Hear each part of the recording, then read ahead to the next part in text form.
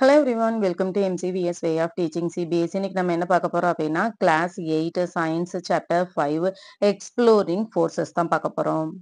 இப்ப இந்த சாப்டரை பொறுத்த வரைக்கும் நம்ம என்னென்ன கொஸ்டின்ஸ்க்கெல்லாம் ஆன்சர் வந்து ஃபைண்ட் பண்ண போறோம் அப்படின்னா why does it feel harder to pedal a cycle when going uphill than flat ground? இப்போ வந்து நம்ம ஒரு flat groundல வந்து சைக்கிள் பண்றதை விட நம்ம ஒரு ஹில்ஸ்ல வந்து சைக்கிள் பண்றது வந்து ரொம்ப ஹார்டா இருக்கும். எதனால அது வந்து ஹார்டா இருக்கு அப்படிங்கிறதுக்கான ஆன்சர் வந்து கண்டுபிடிக்க போறோம். why is it easier to slip on a word surface? அதே மாதிரி ஒரு வேர்ட் சர்ஃபேஸ் ஒரு ஈரமான தரையில வந்து நம்ம ஈஸியா வந்து ஸ்லிப் ஆக முடியும். அதுவும் எதனால அப்படின்னு சொல்லி பார்க்க போறோம். Next why do we feel light or like we are floating just after our swing reaches its highest point and begins to come down? இப்போ வந்து நம்ம ஒரு ஸ்விங்ல வந்து ஆடிட்டே இருக்கோம் அப்படிங்கும்போது அந்த ஸ்விங்க்கு ஒரு ஹையஸ்ட் பாயிண்ட்டுக்கு போயிட்டு திரும்ப கீழே வரும்போது நம்ம வந்து அப்படியே ஃப்ளோட் ஆகுற மாதிரி மிதக்கிற மாதிரி வந்து ஃபீல் பண்ணுவோம். அதுவும் எதனால ஃபீல் பண்றோம் அப்படிங்கிறதுக்கான ஆன்சரும் வந்து நம்ம இதுல கண்டுபிடிக்க போறோம். It was a windy day.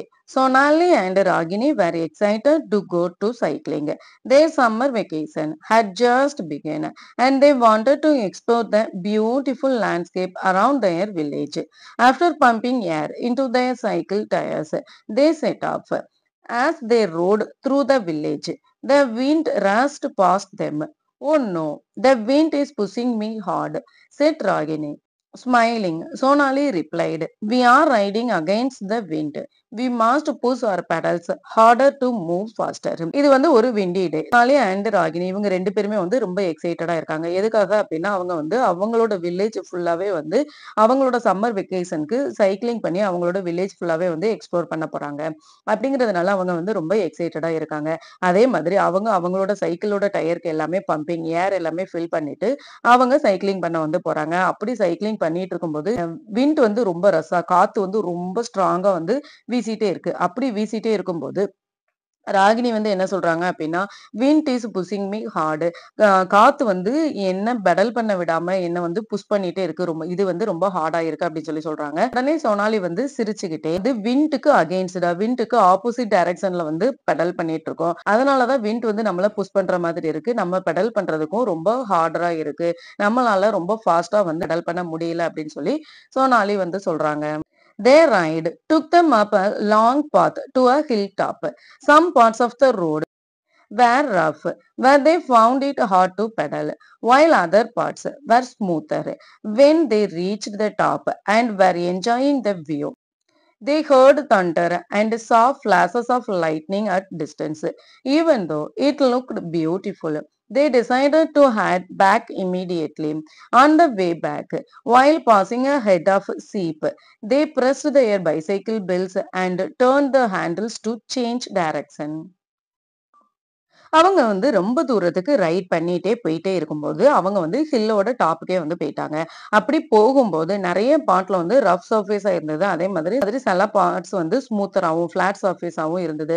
அந்த ரஃப் சர்ஃபேஸ்ல வந்து பெடல் பண்றதுக்கு ஹார்டா இருந்தது. ஸ்மூத்தர் சர்ஃபேஸ்ல வந்து பெடல் பண்றதுக்கு ஈஸியா இருந்தது. இப்படி அவங்க பேசிக்கிட்டே போகும்போது ஹில்லோட டாப் வந்து ரீச் பண்ணிட்டாங்க. அப்படி ரீச் பண்ணதுக்கு அப்புறம் நிறைய தண்டர்னா என்ன அப்படின்னா இடி சத்தம் வருது. அதே மாதிரி பிளாஷஸ் ஆஃப் லைட்டனிங் மின்னலும் வந்து வருது. அப்படி இடி மின்னல் வரும்போது அவங்க உடனே என்ன டிசைட் பண்றாங்க அப்படின்னா நம்ம இமீடியட்டா கீழே வந்து இறங்கிடணும் அப்படின்னு சொல்லி முடிவு பண்றாங்க. அப்படி கீழே வந்துட்டே இருக்கும்போது அவங்க வந்து ஒரு ஹர்ட் ஆஃப் சீப் ஆட்டு மந்தை கூட்டமா போகிற சீப் வந்து பாக்குறாங்க. அப்படி பார்த்த உடனே அவங்க பைசைக்கிள் இருக்க பெல்ல வந்து பிரஸ் பண்றாங்க. பிரஸ் பண்ண உடனே அவங்க சைக்கிளோட ஹேண்டில டர்ன் பண்ணி அவங்களோட டைரக்ஷனையுமே வந்து சேஞ்ச் பண்ணிட்டாங்க. As they were coming down the slope of the hill, they realized that their bicycle were moving down at a great speed, even though they were not pedaling. Sonali yelled, "It is thrilling. It seems something is pulling us downhill. What could it be?" அங்க hill ஸ்டாப்ல இருந்து கீழே வந்து இறங்கிட்டே இருக்காங்களா. அப்படி இறங்கிட்டு இருக்கும்போது ஒரு ஸ்லோப்னா என்ன அப்படின்னா சருகல் மாதிரி இருக்கிற ஒரு இடம் வந்து வருது. அந்த இடத்துல அவங்க சைக்கிள் வந்து பெடல் பண்ணவே இல்லை. பெடல் பண்ணாமலேயே சைக்கிள் வந்து ரொம்ப ஸ்பீடா வந்து போகுது அப்படிங்கறத வந்து சோனாலி வந்து ஃபீல் பண்றாங்க. அது மட்டும் இல்லாம யாரோ சைக்கிள் வந்து பின்னாடி இருந்து ரொம்ப ஸ்பீடா புஷ் பண்ற மாதிரி தள்ளுற மாதிரியே இருக்கு அப்படின்னு ஃபீல் பண்றாங்க. இது எல்லாமே எதனால நடந்தது? எல்லாமே ஃபோர்ஸ் அப்படிங்கறதுனாலதான் நடந்தது. அப்போ what is the force? Force அப்படின்னா என்ன? Let us try to experience the push and the pull. நம்ம ஃபோர்ஸ் அப்படிங்கறத தெரிஞ்சுக்கிறதுக்கு முன்னாடி புஷ் அப்படின்னா என்ன, புல் அப்படின்னா என்னங்கறத பத்தி தெரிஞ்சுப்போம். Activity 5.1 let us explore. Take a large cardboard box. இப்போ வந்து ஒரு large cardboard box வந்து எடுத்துக்க சொல்றாங்க. அந்த cardboard box வந்து try to moving the box in as many different ways as you can think of. இப்போ அந்த பெரிய cardboard box வந்து எப்படி எல்லாம் டிஃப்ரெண்ட் வேல வந்து உங்களால ஒரு இடத்துல இருந்து இன்னொரு இடத்துக்கு மூவ் பண்ண முடியுமோ அந்த வே எல்லாத்துலயுமே அந்த கார்ட்போர்ட் பாக்ஸ வந்து மூவ் பண்ண சொல்றாங்க. Moving a box in different ways. இப்போ ஃபர்ஸ்ட் பிக்சர்ல என்ன செய்றாங்க அப்படின்னா, ஒரு இடத்துல இருந்து இன்னொரு பாக்ஸ வந்து புஷ் பண்ணி, தள்ளி வந்து மூவ் பண்றாங்க. இப்போ செகண்ட் பிக்சர்ல வந்து என்ன பண்றாங்க, ஒரு இடத்துல இருந்து ரோப் மூலமா அவங்க புல் பண்ணி, இழுத்து வந்து அந்த பாக்ஸ ஒரு இடத்துல இருந்து இன்னொரு இடத்துக்கு மூவ் பண்றாங்க. இப்போ தேர்ட் பிக்சர்ல என்ன செய்றாங்க அப்படின்னா, கேரியிங். அந்த பாக்ஸ அப்படியே அவங்க தூக்கிக்கிட்டே வந்து ஒரு இடத்துல இருந்து இன்னொரு இடத்துக்கு மூவ் பண்றாங்க. Did you move the box in any other way than shown in figure 5.1? In all the ways that you might have used to move the box, you had to apply push or pull to the box. Generally, push or pull applied on an object is called force in science. இப்ப நம்ம இந்த பிக்சர்ல பார்த்த மாதிரி நிறைய different வேல வந்து ஒரு ஆப்ஜெக்ட ஒரு ஒரு இடத்துல இருந்து இன்னொரு இடத்துக்கு நிறைய டிஃப்ரெண்ட் வேல வந்து மூவ் பண்ணலாம் அப்படின்னு சொல்லி பார்த்தோம். இப்ப இந்த மாதிரி அந்த ஆப்ஜெக்ட ஒரு இடத்துல இருந்து இன்னொரு இடத்துக்கு மூவ் பண்றதுக்கு நம்ம என்ன யூஸ் பண்ணியிருப்போம் அப்படின்னா புஷ் ஆர் புல் வந்து யூஸ் பண்ணியிருப்போம். இப்ப இந்த புஷ் ஆர் புல் அப்படிங்கிற ஒரு ஆக்ஷனை நம்ம சயின்ஸ்ல என்னன்னு சொல்லுவோம் அப்படின்னா ஃபோர்ஸ்ன்னு சொல்லுவோம். What can a force do the bodies on which it is applied? We experience push or pull in our daily lives all the time, often without even realizing it. Let us recall some of these experience and analyze them. இப்போ நம்மளோட day to day லைஃப்ல நம்ம நிறைய action வந்து push R புல் use பண்ணிட்டே தான் இருக்கோம். எப்படி நம்ம என்ன பண்றோங்கிறத ரியலைஸ் பண்ணாமலேயே இப்போ இதுக்கான சில எக்ஸ்பீரியன்ஸ் வச்சு நம்ம அனலைஸ் பண்ணலாம். Activity 5.2 let us analyze. Think of situation where a force push or pull is applied and list them in table 5.1. நம்ம ஏற்கனவே ஃபோர்ஸ் அப்படிங்கறது என்ன சொன்னோம், புஷ் ஆர் புல் அப்படிங்கிற ஆக்ஷனை தான் நம்ம ஃபோர்ஸ்ன்னு சொல்றோம். அப்ப நம்ம டே டு டே லைஃப்ல என்னென்ன மாதிரியான ஆக்ஷன்ஸ் எல்லாமே இந்த மாதிரி புஷ் ஆர் புல் வச்சு பண்றோம் அப்படின்னா analyse each situation and write the effect of the force in table 5.1. Some situation and their effect are already listed you. இப்ப இந்த டேபிள்ல வந்து நம்ம என்னென்ன ஆக்ஷன் வந்து புஷ் வச்சு புல் வச்சு நம்மளோட டே டு டே லைஃப்ல வந்து பண்றோம் அப்படிங்கறத வந்து மென்ஷன் பண்ணிருக்காங்க. Your friend holding your moving bicycle from begin to stop it. இப்போ உங்களோட ஃப்ரெண்ட் வந்து ஒரு பைசைக்கிள் வந்து மூவ் பண்ணிட்டு வராங்க. நீங்க பின்னாடி இருந்து ஸ்டாப் பண்ணணும் அப்படின்னா அதை என்ன செய்வீங்க, புல் பண்ணுவீங்க. அந்த சைக்கிளை பின்னாடி பிடிச்சு இழுத்தாதான் அந்த சைக்கிள் வந்து ஸ்டாப் ஆகும். Stopping or decreasing the speed of a bicycle. நம்ம என்ன செய்வோம், அந்த அந்த பைசைக்கிளோட ஸ்பீடை வந்து ஸ்டாப் பண்ணுவோம் அல்லது டிக்ரீஸ் பண்ணுவோம். Next hitting a moving ball with a bat. இப்போ வந்து ஒரு பால் வந்து வந்துட்டே இருக்கு அப்படின்னா அந்த பாலை நம்ம பேட் வச்சு அடிப்போம்ல, அந்த ஆக்ஷனை நம்ம என்னன்னு சொல்லுவோம் அப்படின்னா புஷ்ன்னு சொல்லுவோம். Changing the direction of a moving ball. அந்த பாலோட டைரக்ஷனை நம்ம சேஞ்ச் பண்றோம் அல்லது அந்த பால் வந்து எந்த ஸ்பீட்ல வருதோ அந்த ஸ்பீடை நம்ம சேஞ்ச் பண்றோம். Next pressing and inflated balloon. Inflated அப்படின்னா என்ன, இன்ஃபிளேட்டட் அப்படின்னா காத்து ஃபுல்லாவே ஊதி இருக்கும்ல, அந்த மாதிரி ஊதுன பலூனை தான் இன்ஃபிளேட்டட் பலூன்னு சொல்லுவோம். ஊதுன பலூனை நம்ம பிரஸ் பண்ணும்போது அது என்ன ஆக்ஷனா இருக்கும், புஷ்ஷா இருக்கும். அதே மாதிரி இதுல என்ன எஃபெக்ட் இருக்கும் அப்படின்னா changing shape of the balloon. அந்த பலூனோட ஷேப்பை வந்து நம்மளால சேஞ்ச் பண்ண முடியும். What do you conclude from these example? Does a force cause moving object to stop? Can it change speed or direction of motion? Change the shape of an object? இப்போ மேல பார்த்த இந்த எக்ஸாம்பிள்ஸ் எல்லாத்துலயுமே நம்ம என்ன கன்க்ளூஷனுக்கு வரலாம், ஃபோர்ஸ் அப்படிங்கிறது என்னது, ஒரு மூவிங் ஆப்ஜெக்டை ஸ்டாப் பண்றதா, அப்படி இல்லை அப்படின்னா அந்த ஆப்ஜெக்டோட ஸ்பீடை வந்து சேஞ்ச் பண்றதா அல்லது அந்த ஆப்ஜெக்டோட மோஷனோட டைரக்ஷனை வந்து சேஞ்ச் பண்றதா அல்லது அதோட ஷேப்பை வந்து சேஞ்ச் பண்றதா, இதுல எதை வந்து நம்ம ஃபோர்ஸ்ன்னு சொல்லுவோம். In everyday life, we come across many situations where a force is applied. For example, opening a drawer, stretching a rubber band, a fielder stopping the ball, kicking a football, applying brakes on a moving bicycle, rolling a chapati, turning the steering handle of an auto rickshaw, What effect can application of force have an object? நம்மளோட day to day லைஃப்ல நிறைய சிச்சுவேஷன்ல force அப்படிங்கறத வந்து apply பண்ணிட்டே தான் இருக்கும். For example இப்போ ஒரு டிராயர் வந்து ஓபன் பண்றோம் அப்படின்னா அங்க வந்து ஒரு ஆக்ஷன், அங்க வந்து ஒரு ஃபோர்ஸ் வந்து இருக்கு. அதே மாதிரி ஒரு ரப்பர் பேண்டை ஸ்ட்ரெச் பண்ணணும் அப்படின்னாலும் ஒரு ஃபோர்ஸ் இருக்கும். அதே மாதிரி ஃபீல்டர் வந்து பாலை வந்து ஸ்டாப் பண்ணணும்னாலும் அங்க ஒரு ஃபோர்ஸ் இருக்கும். ஃபுட்பாலை கிக் பண்ணாலும் ஒரு ஃபோர்ஸ் இருக்கும். அதே மாதிரி இப்ப நம்மளோட பைசைக்கிள் வந்து மூவ் ஆயிட்டே இருக்கு. அப்போ வந்து நம்ம பிரேக் பிடிப்போம்ல, பிரேக் பிடிச்ச உடனே அந்த சைக்கிள் வந்து ஸ்டாப் ஆயிரும். இதுலயும் ஒரு ஃபோர்ஸ் இருக்கு. நம்ம சப்பாத்தி ரோல் பண்ணோம் அப்படின்னா அதுலயும் ஒரு ஃபோர்ஸ் இருக்கு. மாதிரி ஆட்டோ ரிக்ஷால வந்து ஸ்டீரிங் எல்லாமே டர்ன் பண்ணுவோம்ல, இதுலயுமே ஒரு ஃபோர்ஸ் இருக்கு. இப்ப இந்த மாதிரி நம்ம ஒரு ஆப்ஜெக்ட்ல வந்து ஃபோர்ஸ் வந்து அப்ளை பண்ணும்போது என்னென்ன சேஞ்சஸ் வந்து நடக்கும்? The force applied on an object நம்ம ஃபோர்ஸ் அப்ளை பண்ணும்போது ஆப்ஜெக்ட்ல வந்து என்னென்ன சேஞ்சஸ் வந்து நடக்கும் அப்படின்னா, make an object move from rest. ஒரு ஆப்ஜெக்ட் வந்து ரெஸ்ட்ல இருந்து ஒரு இடத்துல இருந்து மூவ் ஆகும். Change the speed of an object if it is moving. Suppose அந்த ஆப்ஜெக்ட் ஆல்ரெடி மூவிங்ல தான் இருக்கு அப்படின்னா அந்த ஆப்ஜெக்டோட டைரக்ஷனை சேஞ்ச் பண்ணுவோம். அப்படி இல்லை அப்படின்னா அதோட ஸ்பீடு வந்து சேஞ்ச் ஆகும். Next the direction of motion of an object, அல்லது அந்த ஆப்ஜெக்டோட டைரக்ஷன் வந்து சேஞ்ச் ஆகும். Next bring about a change in shape of an object. அப்படி இல்லை அப்படின்னா அந்த ஆப்ஜெக்டோட ஷேப் சைஸுமே வந்து சேஞ்ச் ஆகும். Next cause some or all of these effect. அப்படி இல்லை அப்படின்னா நம்ம மேல பார்த்து எல்லா சேஞ்சஸுமே கூட நடக்கலாம். Does this mean that whenever there is a change in speed or direction or change in shape, a force is acting on the object? இப்போ வந்து ஒரு ஆப்ஜெக்ட் இருக்கு அப்படின்னா அந்த ஆப்ஜெக்டோட ஸ்பீடு, டைரக்ஷன், ஷேப் இது எல்லாமே நம்ம சேஞ்ச் பண்ணணும் அப்படின்னா அந்த ஆப்ஜெக்ட்ல வந்து ஃபோர்ஸ் அப்படிங்கிறது வந்து அப்ளை ஆகுமான்னு கேட்டா எஸ். ஃபோர்ஸ் அப்படிங்கிறது அப்ளை ஆனா மட்டும்தான் அந்த ஆப்ஜெக்டோட ஸ்பீடு, டைரக்ஷன், ஷேப் இது எல்லாத்தையுமே நம்மளால சேஞ்ச் பண்ண முடியும். none of these take place without the action of force. இந்த ஒரு ஆக்டிவிட்டியுமே இந்த ஃபோர்ஸ் அப்படிங்கிறது இல்லாம சேஞ்ச் ஆகவே ஆகாது. A step further, suppose an object is at rest. Does it mean that no force is acting on this object? It means that the force acting on the object are balancing one another. You will learn about balanced force in higher grades. ஒரு ஆப்ஜெக்ட் வந்து எந்த மூமெண்ட்லயுமே இல்லை, அது வந்து ரெஸ்ட்ல இருக்கு அப்படின்னா அந்த ஆப்ஜெக்ட்ல எந்த விதமான ஃபோர்ஸுமே அப்ளை ஆகலன்னு அர்த்தமான்னு கேட்டா கிடையாது. அந்த ஆப்ஜெக்ட்ல வந்து அந்த ஃபோர்ஸ் அப்படிங்கிறது வந்து பேலன்ஸா இருக்கு அப்படிங்கறத தான் மீன் பண்ணும். இதுல வந்து எந்த ஒரு ஃபோர்ஸும் இல்லவே இல்லைன்னு நம்மளால சொல்ல முடியாது. இப்போ பேலன்ஸ்டு ஃபோர்ஸ் அப்படின்னா என்ன அப்படிங்கறத நம்ம ஹையர் கிரேட்ஸ்ல வந்து பார்ப்போம். Next all force and interaction between two or more object. இப்போ ஃபோர்ஸ் அப்படிங்கிறது சிங்கிள் ஆப்ஜெக்ட்ல நடக்குமா அல்லது டூ ஆர் மோர் ஆப்ஜெக்ட்ஸ்க்கு இடையில வந்து நடக்குமான்னு பார்ப்போம். When you push a table, your hand is one object applying force on another object, the table. Here we say that your hand and the table are two objects interacting with each other. Force அப்படிங்கிறது நடக்கணும் அப்படின்னா அது single ஆப்ஜெக்ட்ல நடக்குமான்னு கேட்டா கிடையாது.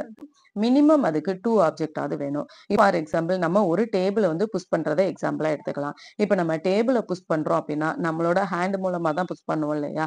அப்ப நம்மளோட hand அப்படிங்கிறது வந்து ஒரு ஆப்ஜெக்டா இருக்கும். அதே மாதிரி டேபிள் அப்படிங்கிறது ஒரு ஆப்ஜெக்டா இருக்கும். இந்த ரெண்டு ஆப்ஜெக்டும் சேர்ந்தா மட்டும்தான் ஒரு ஃபோர்ஸ் வந்து நடக்கும். Think of all the action listed in table 5.1. How many object are involved in each of the action?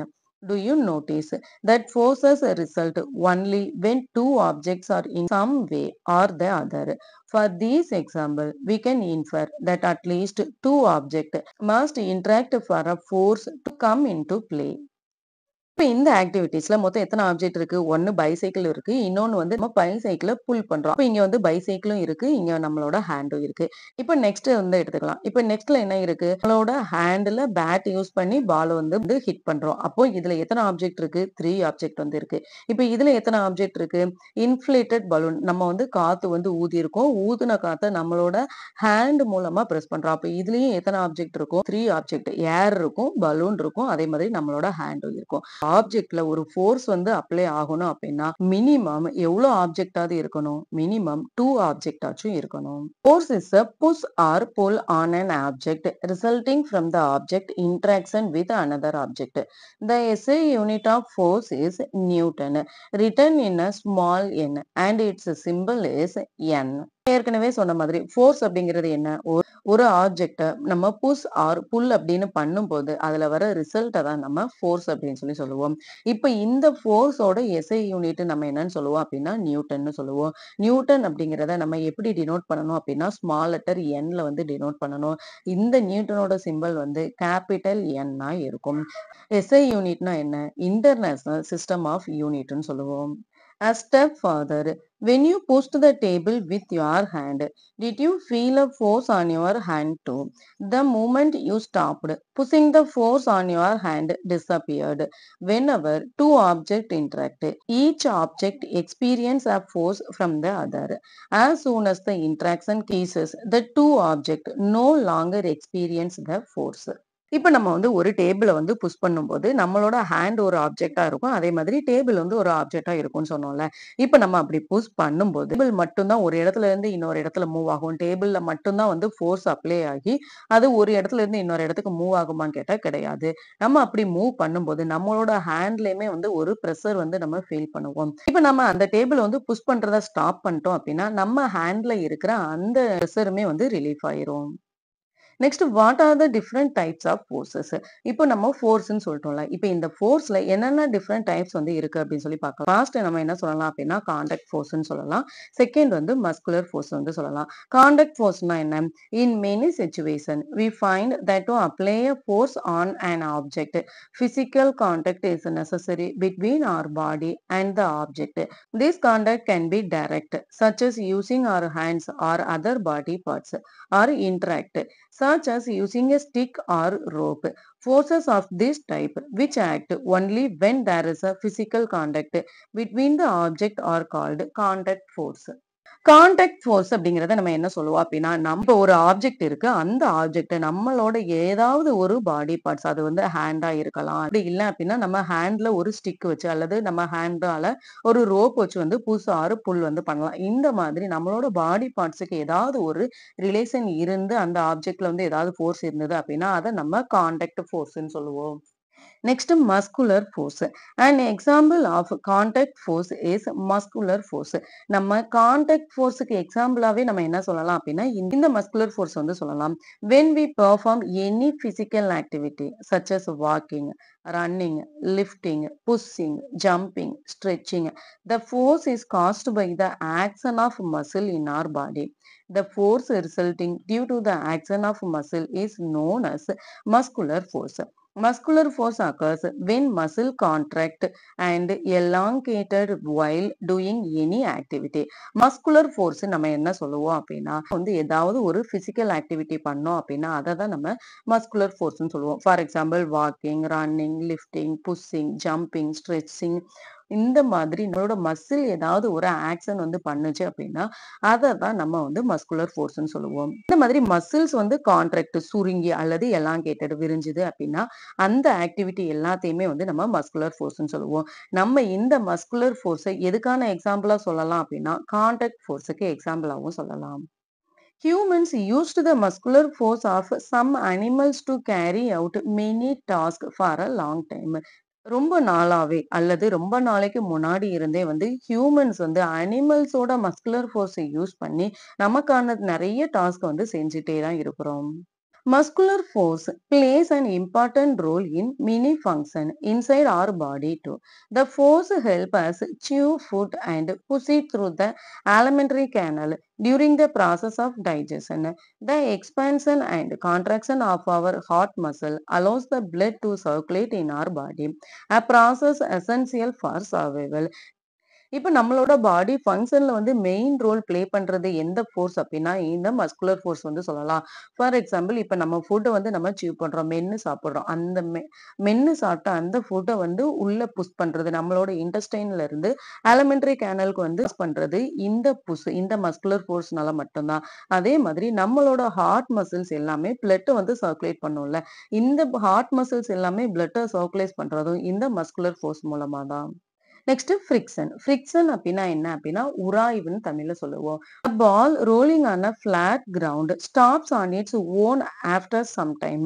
If we stop pedaling or bicycle on a flat road, it slows down and comes to a stop.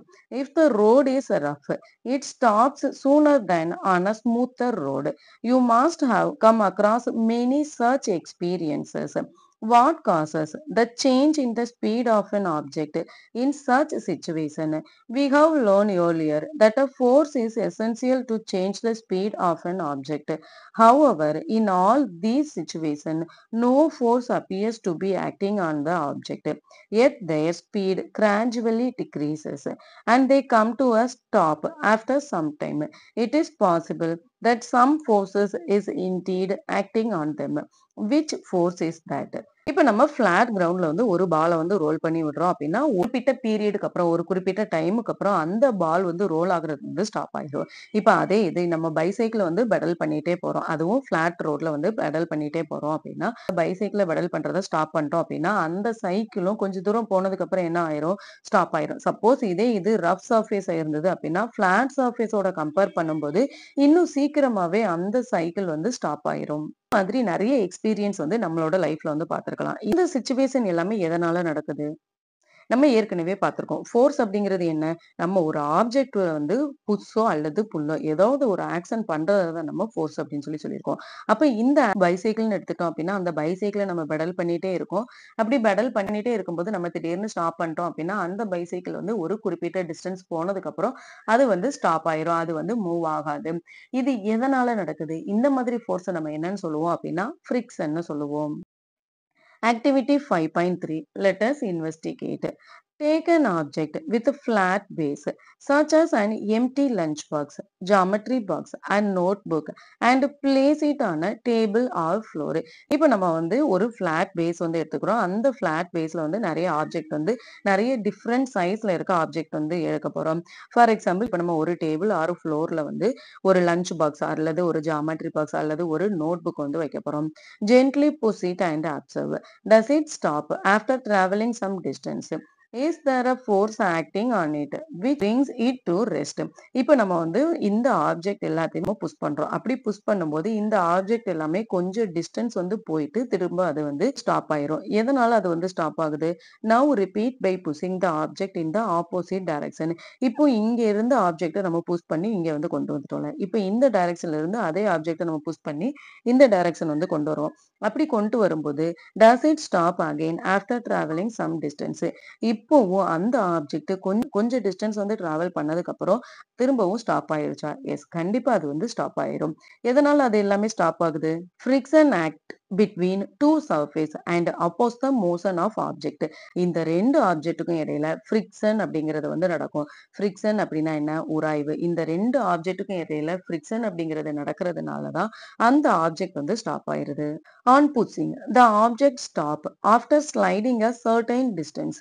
This must be due to a force acting between the surface of the sliding object and the table or floor which are in contact.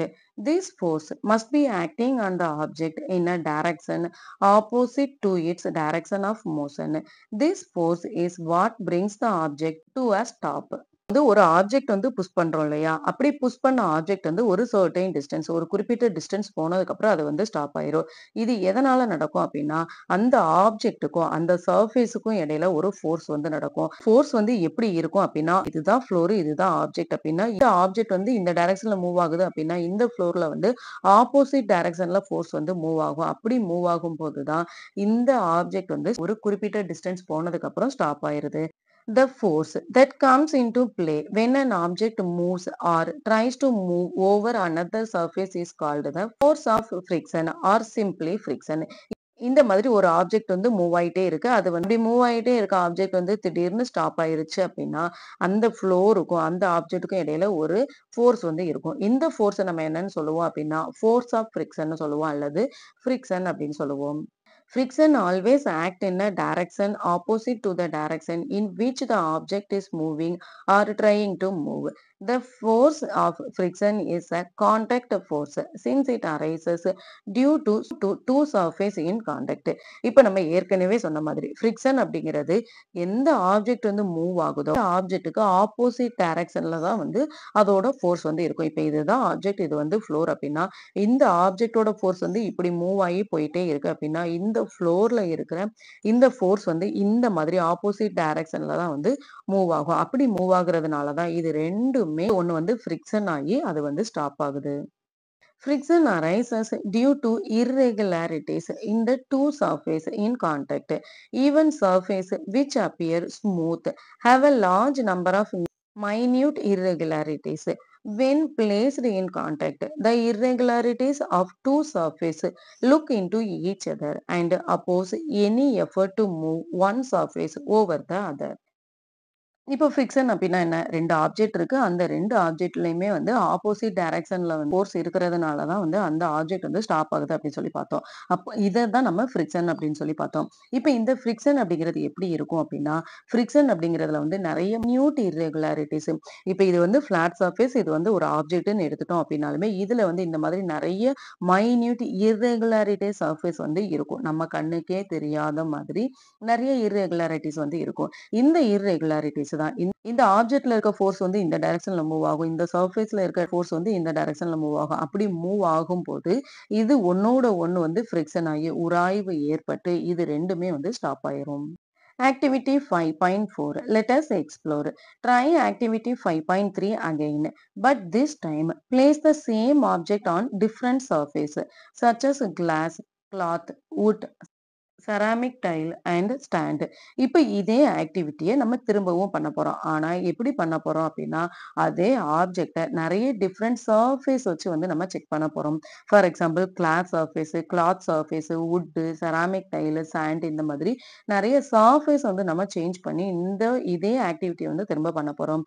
Does the object stop after travelling the same distance as in activity 5.3. மாதிரி நம்ம different சர்ஃபேஸ்ல வந்து அதே ஆப்ஜெக்ட்ட வந்து நம்ம move பண்ணி விடுறோம். எல்லா ஆப்ஜெக்ட்டுமே வந்து ஒரே டிஸ்டன்ஸ்ல தான் வந்து ஒரே டிஸ்டன்ஸ்ல தான் போய் ஸ்டாப் ஆகுமான்னு கேட்டா கிடையாது. Does the object stop at the same distance all the surface? No. இந்த ஆப்ஜெக்ட் வந்து ஒரே டிஸ்டன்ஸ்ல வந்து ஸ்டாப் ஆகவே ஆகாது.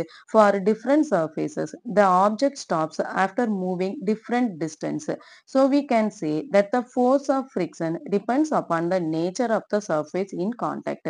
Friction is greater on rough surface. இப்போ வந்து எல்லா சர்ஃபேஸ்லயுமே இந்த ஆப்ஜெக்ட் வந்து ஒரே டிஸ்டன்ஸ்ல வந்து ஸ்டாப் ஆகாதுன்னு சொல்லிட்டோம். அப்ப நம்ம என்ன சொல்லலாம் அப்படின்னா, ஃபிரிக்ஷன் அப்படிங்கிறது எதை பொறுத்து இருக்கும் அப்படின்னா, அந்த சர்ஃபேஸோட நேச்சர் வந்து எப்படி இருக்கோ அதை பொறுத்து தான் இருக்கும். அது மட்டும் இல்லாம ஃபிரிக்ஷன் அப்படிங்கிறது வந்து ரஃப் சர்ஃபேஸ்ல வந்து கிரேட்டரா இருக்கும். As step further, does the force or friction act only if the object are moving on solid surface? What about object moving through liquid and gas? Air, water and other liquids also exert force of friction on the object moving through them. Hence the object such as aeroplane, ship, boat, high-speed train and designed with specific shape to reduce the force of friction due to the air or water around them. இப்ப நம்ம வந்து இந்த force and friction அப்படின்னு சொல்லி பார்க்குறோம்ல. இந்த force and friction அப்படிங்கிறது solid things மட்டும்தான் இருக்குமான்னு கேட்டா கிடையாது. லிக்யூட் அண்ட் கேஸ்ல வந்து இருக்காதான்னு கேட்டா கிடையாது. லிக்யூட் அண்ட் கேஸ்லயுமே கூட இந்த ஃபோர்ஸ் அண்ட் ஃபிரிக்ஷன் வந்து இருந்துட்டே தான் இருக்கும். ஃபார் எக்ஸாம்பிள் ஏர், வாட்டர், அது மட்டும் இல்லாம இன்னும் நிறைய லிக்யூட்ஸ்லயுமே வந்து இந்த ஃபோர்ஸ் அண்ட் ஃபிரிக்ஷன் வந்து ஒரு ஆப்ஜெக்ட்டுக்கு இடையில வந்து இருந்துட்டே தான் இருக்கும். ஏரோப்ளேன் வந்து நம்மளால மூவ் பண்ண முடியுது. ஷிப்பு, போட்டு, ஹை ஸ்பீட் ட்ரெயின்ஸ் இது எல்லாமே நம்மளால ஃபிரிக்ஷன் அண்ட் ஃபோர்ஸ் வந்து லிக்யூட் அண்ட் கேஸ்ல இருக்கிறதுனால மட்டும் தான் நம்மளால டிசைன் பண்ண முடியுது.